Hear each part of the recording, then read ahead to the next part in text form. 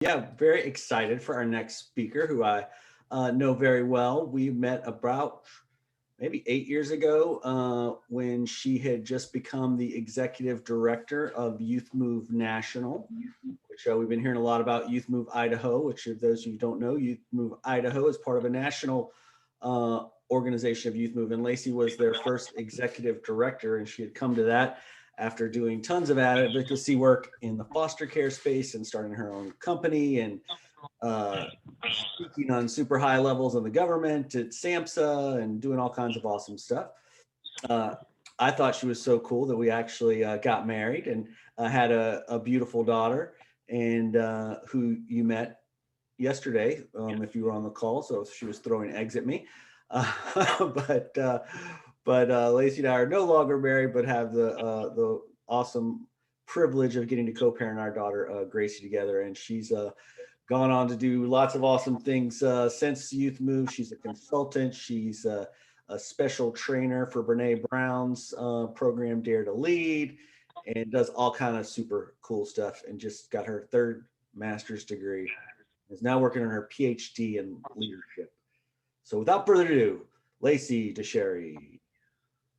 Yay, thank you. Thanks, Greg, for that really awesome introduction and for inviting me to come and speak with the youth group today. I hope everybody is doing well and hope that you do one thing well for yourself today.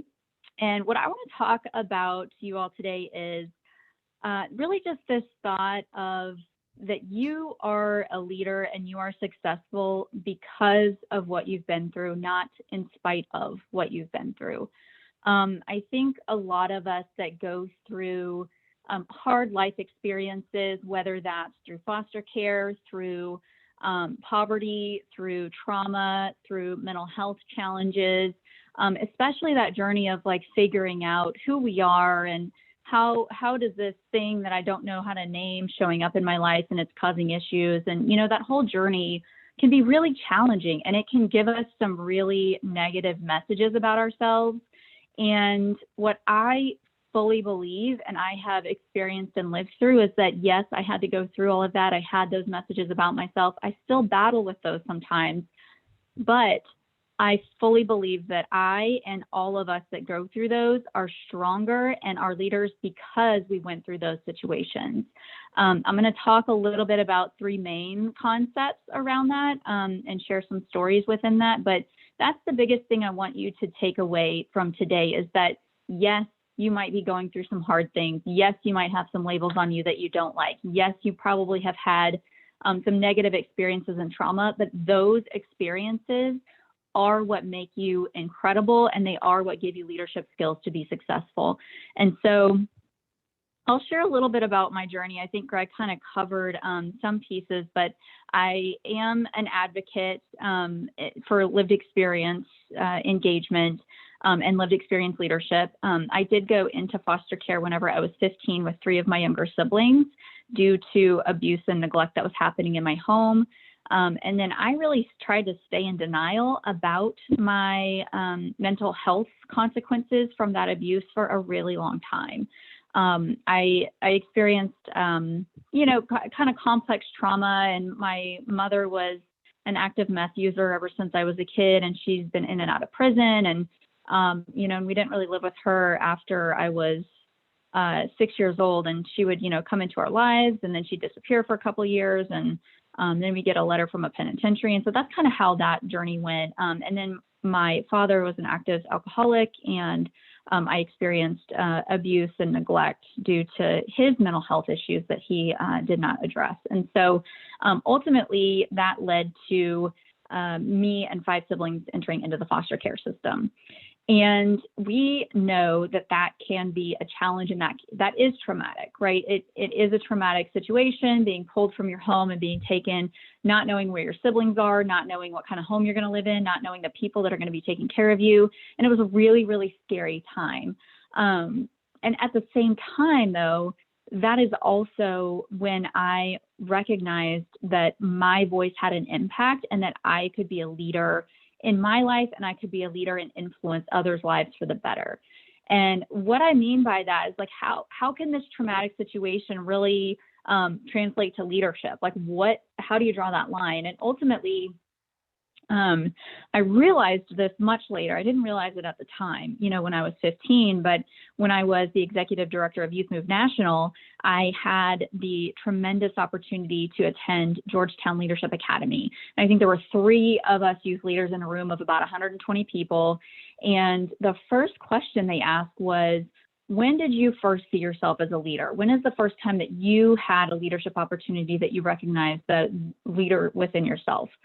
And, everybody was going around sharing their first time. It was, when they first got a job or they had a team reporting to them, or maybe it was when they got a job as an executive director or a project director. And a lot of it was really focused on, a position of leadership.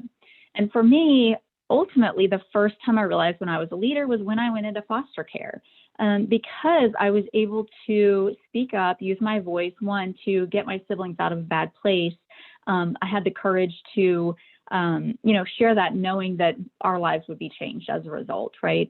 But then I would call, because a couple of them got placed in a not so great home. And so I would call the social workers to make sure that they got into a safer place. And so ultimately through that journey, I realized wow, I really can make a difference. And when I speak up, things do happen, right? And I think that's true of so many of us, that when we do speak up, our voices aren't always heard, but if we persist and if we keep sharing that message and if we don't give up, then eventually we can really make a difference, particularly when we join others and unite our voices to make positive changes for ourselves and others.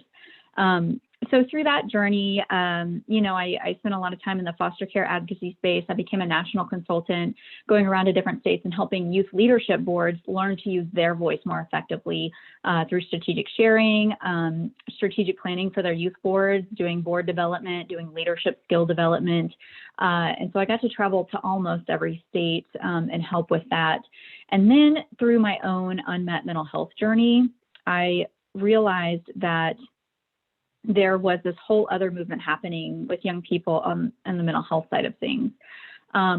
So I, at the time, had gotten to the point, because I was so focused on advocacy, and that was the number one thing that I focused on. It was my identity. I did not develop hobbies outside of that. I had finished school. I put everything, all my energy, all my time into just being a youth advocate. And on one hand, I made a lot of positive change. I was able to really be very effective at being a youth advocate, but at the same time, it cost me my mental health. At the time, I did not know that me not being able to get out of bed was called depression. I did not know that I was treating depression and PTSD with alcohol. I did not know that that was a substance use issue. I did not know that when I had flashbacks and would feel like I was back in the abuse and start crying in the middle of the state capitol, I did not know that that was called PTSD and that there were treatments for these things. And I did not know that there were other people my age dealing with the same things. And so ultimately, that led me to wanting to end my life. And it wasn't that I wanted to die, but it was that I just did not know how to live with the challenges that I was facing and the weight and the negativity of those emotions that I did not have tools for. I did not know how to name. I did not know how to deal with. And so that was the point where I ultimately had made a plan. And then somehow something snapped inside of me that said, what are you doing? This isn't you. You don't want to do this. You have friends and family. You've got a wonderful life. What is leading you to have these ideas and want to take your own life? And so from there, I was able to seek help. I was able to get access to mental health help. I was able to understand that, I did actually have diagnoses. What I was dealing with was depression, was PTSD.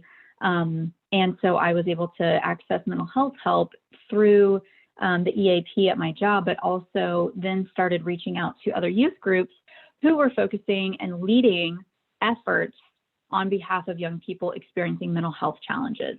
And so that journey really ultimately led me to healing.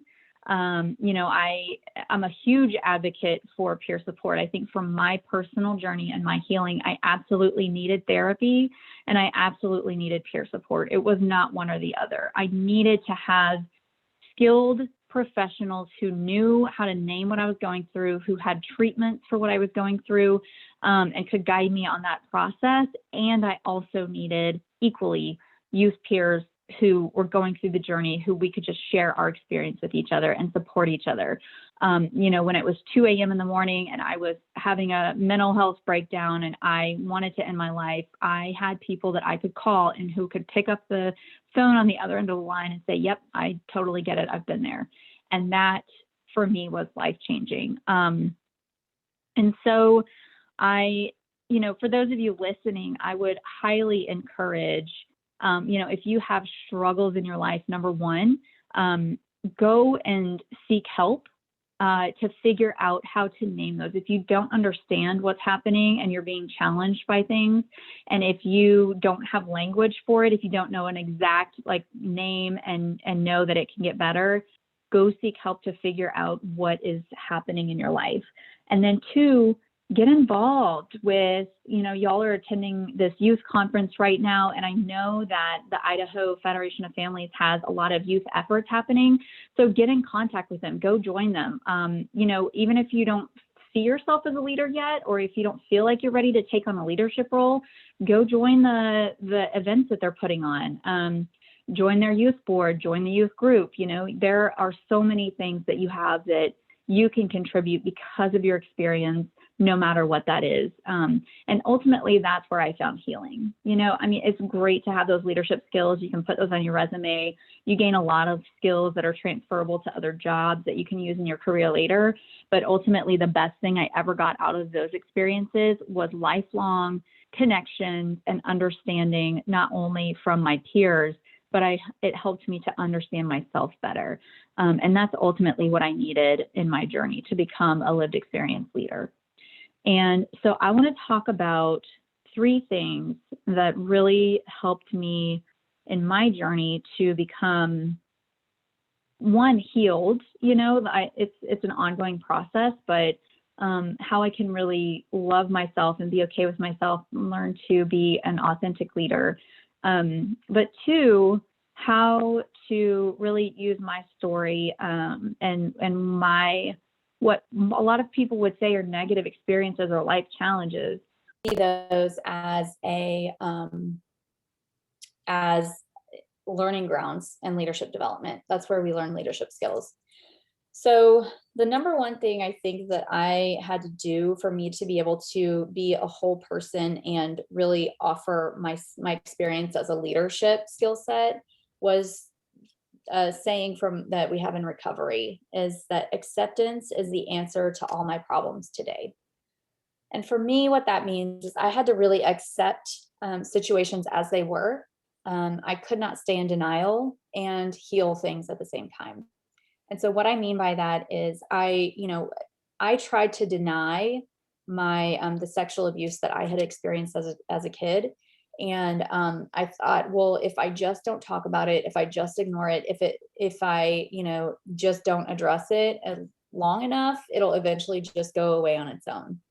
That did not happen. I kept having worse and worse consequences. I kept having more and more flashbacks, and in professional settings, and when I was around my work colleagues, and eventually it just became too much that I could not deal with it anymore. And so I got help over a long period of time. But ultimately, how I came to terms with that and came to peace was that I had to accept the fact that it happened. I struggled with that for a long time because I thought, if I accept that this happened to me, then that means I'm saying that it's okay. And it is not okay. It is never okay for that to happen to anyone. But what I ultimately had to realize is that until I accepted the fact that it happened, I could not heal from it. And so through the process of accepting the situation, accepting that I did have consequences, accepting that my perpetrator had their own mental health illness, right? And accept that damage was already done. They were not going to be able to fix it. I had to accept my part in that, which was that I had to be willing to look at it, engage with it, and seek help around it as an adult. So it was not my fault that it happened, but it was my responsibility to heal from it as an adult. And so once I finally got into acceptance around all of those things, that's when ultimately I was able to kind of take some of the power out of that situation and be able to move through it in a way that was healing. And now I can talk about it. There were about 15 years where I could not say those words out loud. And now here I am talking about it on a conference, in front of people. And the flashbacks have really dissipated. It does not have the same power over my life that it does now. So acceptance is the answer to all my problems today. Whatever the situation, it doesn't mean that you have to accept things that are not healthy and not okay, but we have to accept that that is the situation, and we have to take ownership in what is it that we need to do about it. Boundaries are really important in that, making sure that we establish what's okay, what's not okay for me to maintain my health and my sobriety, and then implement those, right? So that's really the first key on the journey to becoming a whole person, to becoming a lived experience leader: acceptance. And then the second step, I would say, in really being able to become an authentic and lived experience leader is to shed all of the layers of the negative messages that have been put onto us from other people. And there's a few things that go into that. So number one, we live in a society that was built on oppression, that does serve the dominant culture, which in the United States is primarily, white, male, Christian, wealthy, straight, cisgendered men, essentially. And so that is something that I have had to learn and awaken to is, I'm not blaming or putting negative messages on that, but I do have to accept that that's the situation and understand how that really impacts me, and how that impacts my story that I tell myself, right? And so all of us experience some form of privilege and oppression in our country. And so the messages that, I'm told as a woman or as a person with mental health challenges or as a person in recovery for alcoholism, they're not always positive messages given to us from the rest of society, right? And so ultimately sorting through all of that, it takes a lot of time, a lot of energy, a lot of effort, but the reward is so high when we can come to terms with and accept, what are the negative messages that have been placed on me? What are the negative messages that I've internalized into myself based on what other people think, and being able to shed those. So what is the process of shedding those and getting rid of those so that I can create my own narrative and my own story? In the Dare to Lead work, we call that Rising Strong. There's a great book on it that Brene Brown has, which is called Rising Strong, right? So how do we overcome and become more resilient? And ultimately, that is the process, being able to write down the negative story, the negative message that we have, and then understand, okay, what emotions come up for me whenever I write that negative story? What emotions do I need to rumble with and come to terms with and sort through? And then what's the new story that I want to write for myself? I'll share a story about this, again, related to some of the abuse and messages that I've had, but ultimately, shame is what underlies a lot of those messages. And so for me, particularly with the abuse that I experienced, I had this underlying message that I am a worthless piece of trash. I am no good to anybody. I might as well not be here, right? That is the message that I did not know, but that I was carrying for a really long time until I was 36 years old. And that's a long time to live in that message. And that's a lot of challenges that I experienced because I told myself that message because I believed it, right? I had the experience to go to what I call a therapy camp. It was an incredible experience where they do a lot of experiential therapy. And through that journey and that process, I came to understand that actually that message that I'm worthless, that I'm a piece of trash, that had driven so many of my decisions and made me treat myself like I was worthless, Ultimately, I realized that that actually was not my message to myself at all. And that is what was put on me when I experienced that abuse and in what I grew up. And so, because I accepted that that happened, I understood that that message didn't come from me, and I was willing to explore it. I didn't have to deny it anymore and run from it. I didn't have to numb it out with substance use and workaholism and, um, seeking more degrees and more accomplishments. I was able to just face it and rumble with it and engage with it and really essentially embrace that message and that shame that was giving me that message. And so, because I was able to do that, I was able to release it and let it go. And it's a very simple process, but it is not an easy process. It is challenging. It requires a lot of support. It requires a lot of professional help sometimes, but it is absolutely possible. And so, whatever message you have that you have heard or that has been placed onto you from systems because of what you look like, because of your size, because of your lived experience, because of your mental health challenges, because of behaviors associated with mental health challenges, it doesn't matter what it is that, the negative experience is about. What the important thing is that you have an opportunity to engage with that negative message, to write it down, and then to sort through it and say, okay, do I believe this or do I not? Did this come from me? Did it not? Is this serving me and my larger purpose? Or is it keeping me from being happy, being healthy, and being able to be of service to other people? And so, when we can sort through that and think through that process, we are then able to let go of those negative message, shed those layers that have been placed on us, and we are able to embrace a more positive message about ourselves and actually love ourselves and heal more, which ultimately results in us being happier and healthier, and us being able to give more to those around us, whether it's our family, our friends, our chosen family, our youth that we work with, if we want to go, depending on your profession, whoever you want to serve, and in your advocacy work, it allows us to be so much more positive and have so much more to give, and stay healthy in that process, right? And then the third thing I think that is really important to think about and understand is that, one, courage is a skill set. We see, and I remember seeing all these like really incredible advocates who were up there and they're sharing their stories of, overcoming mental health, overcoming substance use challenges, overcoming suicide, overcoming, other challenges that they've experienced, whether they're LGBT discrimination or racial discrimination or poverty or immigrants, that, all of these experiences that can be so challenging. I remember seeing these people and they had this glow about them, and they had this just positivity, and they had this courage.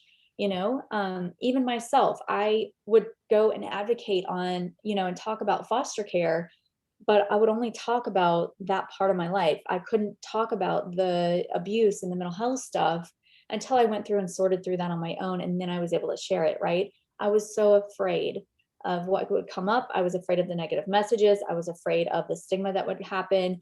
But because I was inspired by those other people, and I understood eventually that actually courage is not something that you just have or you don't have. Courage is a skill set. It's something that can be learned, and it's something that you can learn. Every single one of us can learn. So it's not that we do things because we're not afraid. It's that we're afraid and we do things anyway. The bravest leaders say that they still feel fear every day, but it's really about courage that makes the difference for them. So being able to step into that courage of speaking up for ourselves, whether that's individually. So if we have a toxic relationship or a friendship that we feel isn't really healthy, maybe it's our family, maybe we're, LGBT and we've got some really negative challenges that our family of origin are giving us, or where we live are challenging. There is an opportunity for us to be courageous and speak up and put boundaries in place and say, this is what's okay, this is what's not okay. And then same thing at, a programmatic level. So if we're working with young people We're advocating on behalf of youth voice. We're wanting to create safe spaces for young people. Being able to have courage and show up as authentically as ourselves is so important. And so being able to have speakers come in. I know Greg does an incredible job with My Life, and has a lot of really fantastic, courageous speakers that come in and share their story. And I think those stories of hope, and there's data behind this too, right? So it's not just my thoughts, but stories of hope really do make a positive impact and really do change lives, and change people's mindsets and change people's willingness to seek help and to be of service and be a part of something bigger. And so, surround yourself with stories of hope and those positive messages, because I know for a fact that there are going to be young people listening to this speech today who will be struggling right now in this moment with suicidal thoughts or with mental health challenges that they haven't been able to figure out yet, or have like all of these negative thoughts about themselves. Like I know that that is happening right now. And the message that I want to hear, that I want you to hear, is that yes, you might be struggling right now, and that is okay. Just reach out, talk to people, surround yourself with stories of hope, and let people know if you're okay or if you're not okay, right? We have to have the courage to speak up, to say that things are not okay if we're ever going to get better, because we absolutely need you here. We need your stories of hope. We need to see you overcoming the challenges that you're facing right now. And it is 100% possible to live a life that is full, that is happy, where you can give back because of what you're going through right now. What your challenges are right now are, they're only halfway through the sentence, right? We're not done yet. If we're challenged by something, that means that we're growing spiritually. We just don't get to see the results of that yet. And so, don't give up with where you are right now. Don't give up when it's hard. Try to reshift that mindset to understand that you are going to be a stronger person and you are going to be a better leader because of what you're going through right now. So accept that, yes, this is hard. Accept that there is an answer. You just might not have found it yet. Reach out to other people, and then learn to have the courage to speak up and share your story with others, whether that's one-on-one, on a platform, through youth advocacy, whatever that looks like for you. So I hope that this has been helpful today. I appreciate everyone that shows up, whether it's today or in a future recording. If you're listening to this, just know that you are a leader because of what you're going through right now, and you really have an opportunity to make a big difference in other people's lives.